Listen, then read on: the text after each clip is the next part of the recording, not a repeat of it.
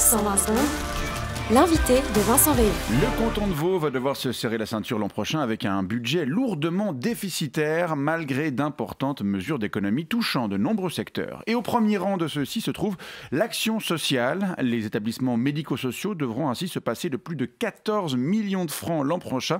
Et si la conseillère d'État Rebecca Ruiz a affirmé que ces coupes n'auraient pas d'impact sur la prise en charge des résidents, la fêtière des EMS Eviva a affirmé le contraire en ce début de semaine, avertissant que ses membres allaient devoir rogner sur certaines prestations fournies aux seniors. On va en parler avec vous ce matin. Gaston Ruchet, bonjour. Oui, bonjour. Vous dirigez un établissement médico-social. Oui, c'est l'EMS Happy End, un sympathique petit établissement de 78 lits situé à Balègue et où les résidents attendent la fin dans la joie depuis plus de 25 ans. Enfin, c'est l'EMS qui a plus de 25 ans parce que les résidents, ils y restent généralement que quelques mois. Bien sûr, bien sûr. Pas mal de turnover dans notre business. Alors, vous confirmez, vous allez devoir réduire les prestations fournies à vos résidents? Évidemment. Vous ne trouvez pas 14 millions d'économies sous le sabot d'un cheval? Le Conseil d'État veut baisser les tarifs d'hébergement en économisant sur les prestations complémentaires. Seulement, celles-ci concernent 75% des résidents. Et les montants en question sont affectés aux frais généraux et aux frais d'entretien. Ça veut dire à l'énergie, à l'informatique, mais aussi à l'alimentation et aux activités sociales. Alors, comment vous allez réduire ces frais? Eh bien, on n'a pas tellement le choix. Il y a toute une série de postes qui sont contractuels, vous voyez, et où on n'a pas de levier. Par exemple, l'entreprise de nettoyage externe, la société de gestion informatique, mon salaire. Toutes ces rémunérations sont fixées dans des contrats et on peut malheureusement pas y toucher. Notre seul levier pour ajuster le budget, c'est les repas et les animations. Je peux vous donner un exemple chiffré, si vous voulez. Oui, allez-y. Ouais. Alors, aujourd'hui, une journée à l'EMS Happy End est facturée 205 francs, dont 12 francs pour les repas.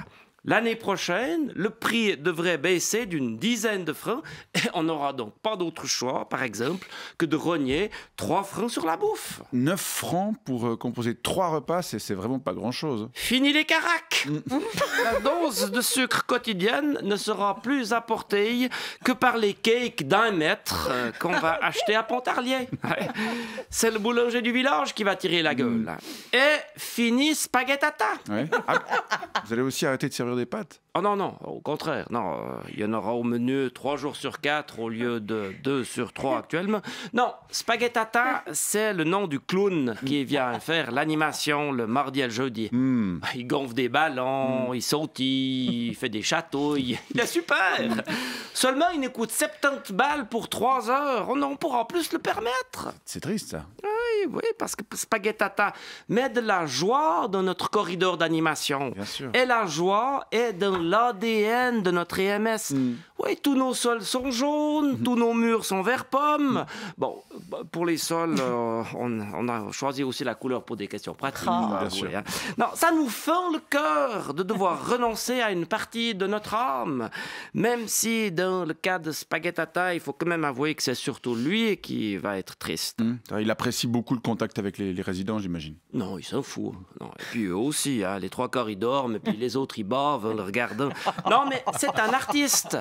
Et ces 140 balles par semaine, ça représente autour de la moitié de sa rémunération. Non, lui aussi, il va tirer la gueule. Donc, si on a un parent dans un EMS vaudois, on doit s'attendre à ce qu'il soit moins bien nourri et moins bien diverti l'année prochaine? Absolument. Alors bon, vous vous en rendrez sûrement pas compte. Hein, d'abord parce que... ces petits vieux, ils râlent tout le temps, donc s'ils râlent un peu plus ou un peu moins, vous verrez pas vraiment la différence. Et puis, surtout, la plupart, ils ont presque pas de visite, donc ils pourront pas relayer ces plaintes. Non, moi, je pense surtout aux boulangers et aux artistes. Alors, ces mesures d'économie décidées par le Conseil d'État, c'est triste, mais ça va créer de la précarité. Et on vous remercie d'être venu nous en parler. Gaston Ruchet, directeur de l'EMS Happy End à Balègue. Ouais, on a 2 places qui viennent de se libérer. Merci pour ces explications et bonne journée. Dans la joie.